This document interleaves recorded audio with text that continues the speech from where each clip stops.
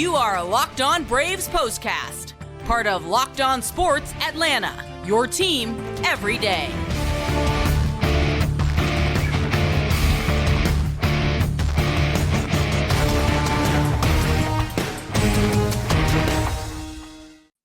And hello and welcome to the Braves POSTCAST, part of Locked On Sports Atlanta. Grant McAuley with you after a frustrating night for the Atlanta Braves. As I've said before, there haven't been too many of these this season, but this one, as far as home games are concerned, might have stung just a little bit extra. Braves have dropped back-to-back games after dropping the finale of their road trip and the opener of a three-game series against the Houston Astros at Truist Park in comeback fashion for Houston as well. 6-4, they take out the Braves in the opener of this three-game series.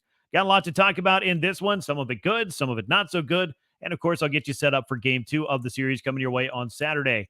Before I do any of that, I want to remind you to subscribe to Locked On Sports Atlanta on YouTube. Click the bell so you get notified every time we drop a new episode. If you're here, go ahead and hit that like button if you don't mind. Throw your comments in there as well. Love to hear those. Love to talk baseball with you. That's what we're here for all season long. And make sure you subscribe to Locked On Braves. Jake Mastriani will have you covered with all of his great content. Plus, you'll get every audio version of this postcast in your feed each and every day as well. So let's get into it. Not a great night for the Braves. It started off in such a promising fashion and included a great performance by Bryce Elder. But the Houston Astros were opportunistic. They got to Jesse Chavez in the seventh. They got the big hit from Yordan Alvarez in the ninth inning, and they were able to score 5 late runs to overcome the 4 early runs that the Braves scored against them in the very first inning. Let's jump inside the box score of game number 20 of the season. Again, the opener of this 3-game set against Houston. Astros moved to 500 on the year. That's right. They are one of the best teams in baseball, but not off to one of the best starts in all of baseball as they find themselves trying to scratch and claw to get to 500 and staring up in the standings in the AL West at the Texas Rangers. Astros now 10-10, 6 runs though, 11 hits, no errors, left 7 men on base. Braves dropped to 14-6 after dropping this one. 4 runs, 7 hits, 2 errors, and 7 men left aboard for the Braves. Hector Neris picks up the win with a scoreless 8th inning for the Houston Astros against the Braves hitters. A.J. Minter pitched the top of the 9th inning, and he made a mistake to Yordan Alvarez on a 3-2 pitch, a cutter on the outside. He had gone to that pitch, nearly had him struck out. We'll talk a little bit more about how I felt like that inning unfolded and maybe unraveled a bit in that particular at bat for A.J. Minter. He takes a loss after giving up the go-ahead 2-run homer to Alvarez. He is now 1-1. Ryan Presley came on, pitched the 9th, picked up his first save of the year. Game lasted 2 hours and 50 minutes. Crowd of 41,397 on hand at Truist Park. The 5th sellout for the Braves thus far on the young season. Let's talk about Bryce Elder before we get into what was, I think, the frustration that unfolded late in the game for the Braves, and in particular for the Braves bullpen. There was nothing frustrating about what you've seen from Bryce Elder. This is his 4th start since getting called up from AAA Gwinnett, where he was the opening day starter for the Stripers. Little did he know he would find himself factoring big into the Braves' rotational plans with Max Fried down for a while and with uncertainty in the latter part of the rotation and that back end of the rotation where he was fighting for that 5th starter job in the spring. Elder got optioned down the same time Ian Anderson did. Jared Schuster got an opportunity. Dylan Dodd got an opportunity, but very quietly after the injury to Fried, Bryce Elder came right on back up and picked up where he left off in 2022, where he was such a surprise pitcher for the Braves, and I mean surprise in a very good way. 6 innings of 1-run ball. It was unearned. Came in the very first inning. 5 hits, 1 walk, 6 strikeouts for Elder. Got a couple of key double plays in this one. Really attacked this Houston lineup, and I think that's what's been the secret to Bryce Elder's success. When you saw him come up in 2022, you heard about, this is a guy that's got good command. He'll go after hitters, and he wasn't really doing that. When he got sent back down to Gwinnett and then ended up coming back up to make a handful of starts for the Braves down the stretch, that's when I feel like you started to see Bryce Elder doing a lot of the things that have made him successful, and he's carried it right on over into this year as well. 98 pitches for him, 59 of those strikes on the night, and it's a shame that he ends up with a no decision from all of this, as he has been terrific for the Braves in all 4 of these outings. 23 2/3 innings now for the big league club, a 1.14 ERA. And that's the kind of number that would make Bob Gibson jealous. It's a very good start for Bryce Elder on this night to his season, and exactly what the Braves needed with uncertainty in their rotation. The injury to Fried, not having Kyle Wright for a couple of weeks. You could make a case. Bryce Elder, thus far this season, has been one of the unsung heroes for the Braves. He has stepped in and given them exactly what they needed thus far this year. Now, that was not necessarily the case for the bullpen on this night. While they have been good by and large as a group, And every bullpen's going to have those tough ones. This was kind of a compounding problem for Atlanta. The seventh inning belonged to Jesse Chavez. A rough outing for Jesse, who had been, I think, very good for the Braves when called upon throughout the course of this season. And he just was not able to get anything over on the Houston hitters. And I don't mean over and throw strikes. I mean, he was not able to stay one step ahead, which I think is one of the keys to his success. Typically, he came in with a 4-1 lead, did not retire a batter, charged with 3 earned runs, 3 hits and a walk for Jesse. By the time that he was done, the game was tied up as Dylan Lee came on to restore some order. The Astros did tie the game. Dylan was able to throw a scoreless inning for himself on his ledger with a walk and a strikeout. And then the game went tied into the 9th inning, where A.J. Minter came on and ran into some trouble. After a Houston base runner got aboard, Kevin Pillar made what appeared to be a catch that might save the game, or at the very least, keep it tied up right where it needed to be if A.J. Minter could slam the door and could get one of the toughest hitters in baseball, one of the toughest hitters that you're going to find in Yordan Alvarez. He is a guy that has been known to hit some big home runs for Houston. He did it again on this night, but the way that the play unfolded, I think, was kind of something that threw A.J. Minter off. And I think there were a couple of different aspects of it. He had concentrated, as you should, so much so on trying to get over on Alvarez, almost had him struck out, didn't get the call on a borderline pitch. Then he decided he was going to go to first base and check down the runner. Well, Matt Olson was behind the runner. A.J. got called for a balk.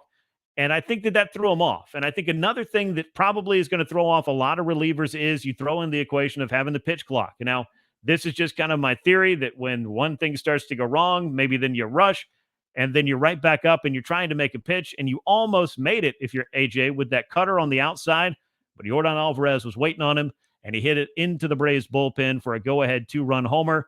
And just like that, it was the Houston Astros grabbing the lead back. They hadn't had it since the very, very first inning. When they got an unearned run, these were very much earned, and it was a big-time home run for Yordan Alvarez, his 5th of the season, the big hit to give the Astros an eventual 6-4 win as the Braves were unable to do anything in the bottom of the 9th inning and come off the decks and stave off what was, again, a frustrating night at the end of it. For so much of this night, it seemed like some things were going right for the Braves between the good first inning, run scoring, the start from Bryce Elder. But over the final 3 innings of this one, it just did not play out the way that the Braves wanted it to. We'll talk a little bit more about what the Braves offense was doing in this game, especially early, after I tell you about Game Time, because buying tickets to your favorite events shouldn't be stressful. Game Time is a fast and easy way to buy tickets for all sports, music, and comedy and theater near you. You can find it all with deals on last-minute tickets and their best price guarantee. You can stop stressing over your tickets and start getting hyped for all the fun you're going to have at your event. Download the Game Time app, create an account, use the code LOCKEDONMLB for $20 off your first purchase. Terms apply. Download Game Time today. Last-minute tickets, lowest price guaranteed. Let's look at the Braves offense, which did give Atlanta the early advantage in this one. Ronald Acuna Jr. on this night, couple of hits, both of them doubles, hitting the ball hard, scored a run. And in that first inning, you had Austin Riley tying things up for the Braves. Ozzie Albies putting the Braves ahead with a 2-run double. And you had Vaughn Grissom tacking on one, an RBI single for him, and his first at-bat back at Truist Park in 2023. Keep in mind, when he came out from AAA Gwinnett, he joined the Braves on the road. So this is the first home game for Vaughn here this season, and I thought he played pretty well, both at shortstop, where he made a couple of great plays, started some double plays, and did some great things for the Braves, and obviously was involved in the run scoring for Atlanta as well. But as you can see by this final score, 6-4, while the first inning was great for Atlanta, they just could not find the hits they needed throughout the rest of the game, when either they had Hunter Brown on the ropes or they had an opportunity perhaps to get a runner on here or there. Even late in the game, in the 9th inning, the Braves just weren't able to manufacture a run or two to give themselves a little bit more. And that's something I think we all know you have to do, both as a team that aspires to be what the Braves are, which is one of the best teams in baseball, and a team that wants to beat a club like the Houston Astros, who can strike suddenly and did a couple of times in this game to grab the win and take it away from the Braves in the late innings. So Ronald Acuna Jr. with a couple of doubles, as I mentioned, really, I thought, had some great swings in this one and continues to just be off to his sizzling start and continues to rack up those extra base hits and is continuing to find his way on base and help ignite the Braves' order. They just weren't able to get enough done to hold off the Houston Astros and, put this one in the win column for Atlanta. But it's still a chance to win a series. That's what I think you have to focus on. That's where baseball is, and this is what I think the Braves under Brian Snitker do about as good or better than really any other club, is they are able to both take the highs of winning a big game and put it away. They're also able to take the sting of losing a game that you feel like you should have won and leaving that in yesterday as well. And that's exactly what they're going to have to do on Saturday in game 2 of this series when they take on the Houston Astros with Kyle Wright on the mound. We'll talk a little bit more about the pitching matchup for tomorrow after I tell you about Ultimate Pro Baseball GM and ask you, have you tried it out yet? We've talked about it a lot here on the Braves Postcast. If you download Pro Baseball GM today, it'll let you manage every aspect of a franchise. You'll play through the season and look to build a dynasty and take your team and your fans to glory. You get to do all the things that an executive in Major League Baseball does. That means hiring the right coaches and staff, managing the team's finances, drafting, developing players, signing free agents, dealing with injuries, difficult personalities. It's all there for you. It's all in the game, and it's all the things you have to manage in this one. Locked On Braves Postcast listeners get a 100% free boost to their franchise if you use the promo code Locked On in the game store. Just go to probaseballgm.com, scan the code, find an app stores. That's probaseballgm.com. Ultimate Baseball GM. Start your dynasty today. Well, the Braves will be looking to get a good start out of Kyle Wright in Game 2. I feel like he was trending in the right direction. The first one against Cincinnati had an inning that just kind of went sideways on him in the third. Pitch count really was elevated, and he was out of the game. But against Kansas City, I thought Wright had a pretty solid outing as the Braves were able to take care of business there. Wright has no record on the year, only a couple of starts, 8 2/3 innings total under his belt, 6.23 ERA. Wouldn't really read a lot into that. It's only his third start since coming back from his rehab assignment because he was behind schedule in spring training with, of course, that shoulder inflammation. Got that cortisone shot back in January. But the Braves very much needed Kyle Wright back in this rotation, so good to have him back in there. And he looked a lot more like his old self in his start against Kansas City last time around. He'll be facing a tough lefty in Framber Valdez. He's 1-2 on the year, but a 1.80 ERA. Valdez, of course, has been a central figure and one of the major contributors to Houston's success in recent years. He'll be looking to secure a series win for the Houston Astros with another good start against the Atlanta Braves on Saturday. So that's your pitching matchup for this one. It's the right-hander Kyle Wright on the mound for the Braves against the lefty Framber Valdez. Will be on the hill for the Houston Astros. First pitch is set for 7:20 p.m. Eastern time at Truist Park as the Braves and Astros meet again in the middle contest of this 3-game series. Well, that's going to wrap things up for us here on the Braves Postcast. Of course, I want to remind you to subscribe to Locked On Sports Atlanta right here on YouTube. Click the bell so you get notified every time we drop a new episode. And you can subscribe to Locked On Braves, get every edition of the Braves Postcast, plus all the great stuff that Jake Mastroianni has for you all season long. That's Locked On Braves, wherever you get your podcast. Again, a tough night of baseball at Truist Park for the Atlanta Braves as the Astros come back for a 6-4 win. Braves will look to brush that off and get back in the win column behind Kyle Wright on Saturday at Truist Park. We'll come back at you again on Saturday to discuss the outcome of the Braves' middle contest of their series. Looking forward to perhaps a little bit more even game for the Braves. Maybe spread those runs out, see what they can get from innings 1 through 9, add to a lead, and look to put a club like Houston away with a very well-rounded game. That's what it typically takes. Again, the final score in this one, 6-4. Astros taking over the Braves. Once again, this has been the Locked On Braves podcast, part of Locked On Sports Atlanta. We look forward to catching you after Game 2. Until then, I'm Grant McAuley. So long, everyone.